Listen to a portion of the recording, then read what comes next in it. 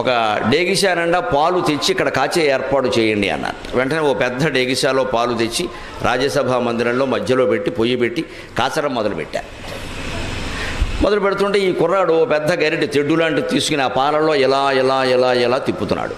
ఓ పావు గంట అయింది, వీడు తిప్పుతూనే ఉన్నాడు. ముఖమంతా ఎర్రపడింది, చెమట పట్టేసింది, దేవుడు కనపడలేదు, పాలు కనపడలేదు.